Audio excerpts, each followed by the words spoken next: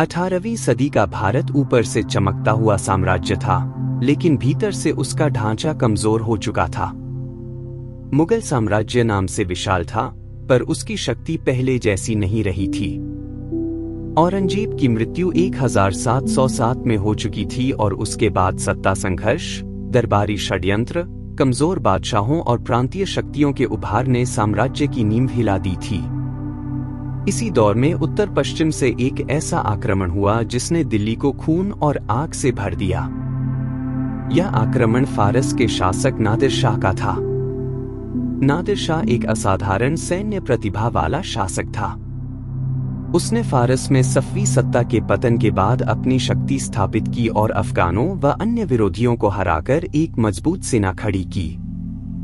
उसका लक्ष्य केवल विजय नहीं, बल्कि धन, शक्ति और प्रतिष्ठा भी था। उस समय भारत, विशेषकर दिल्ली, अपनी अपार संपत्ति के लिए प्रसिद्ध थी। सोना, चांदी, जवाहरात और शाही खजाने उसे आकर्षित कर रहे थे। दूसरी ओर मुगल साम्राज्य कमजोर हो चुका था।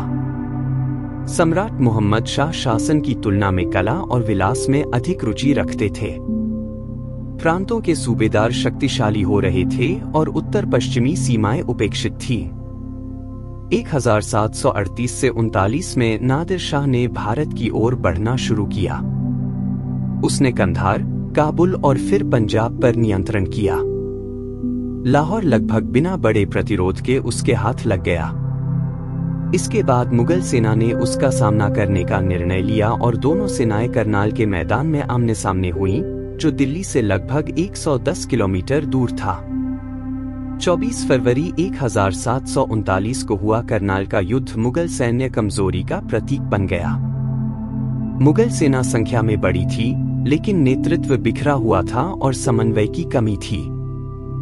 नादिर शाह की अनुशासित सेना ने कुछ ही घंटों में निर्णायक जीत हासिल कर ली। हजारों सैनिक मारे गए और मोहम्मद शाह को आत्मसमर्पण करना पड़ा।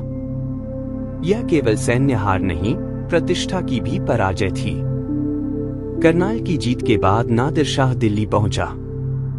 शुरुआत में उसने शांतिपूर्ण व्यवहार दिखाया और संदेश दिया कि यदि लोग शांत रहें तो उन्हें नुकसान नहीं होगा। लेकिन शहर में भय का वातावरण था। 22 मार्च 1739 को स्थिति अचानक बदल गई। एक अफवाह फैली कि कुछ फारसी सैनिकों पर हमला हुआ है। इसके बाद नादिर शाह ने कठोर आदेश दिया और शहर में व्यापक हत्याएं शुरू हो गईं। सैनिक घरों में घुसे, लोगों को मारा और संपत्ति लूटी। हजारों लोग मारे गए। सटीक संख्या विवादित है, पर यह नरसंहार दिल्ली के इतिहास की सबसे भयावह घटनाओं में गिना जाता है। आखिरकार मुगल सम्राट और दरबारियों ने दया की गुहार लगाई, तब जाकर हत्याएं रुकीं। लेकिन इसके बाद संगठित लूट शुरू हुई। शाही खजाने खाली कर दिए गए। शाहजहां का बनाया मोर सिंहासन, कोहिनूर हीरा, दरिया नूर और असंख्य जवाहरात फारस ले जाए गए।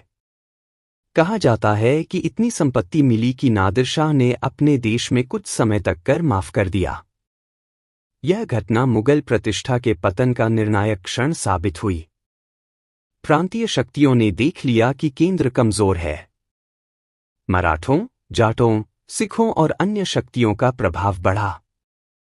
मुगल बादशाह का नाम बना रहा, पर वास्तविक शक्ति घटती गई। नादिर शाह भारत में शासन करने नहीं आया था। वह अपार संपत्ति लेकर लौट गया, लेकिन पीछे एक टूटी हुई राजधानी और डरा हुआ समाज छोड़ गया।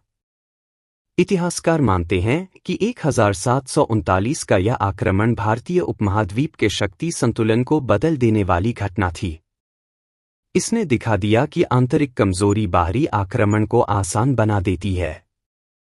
आगे चलकर यही स्थिति यूरोपीय शक्तियों, विशेषकर अंग्रेजों, के लिए अवसर बनी।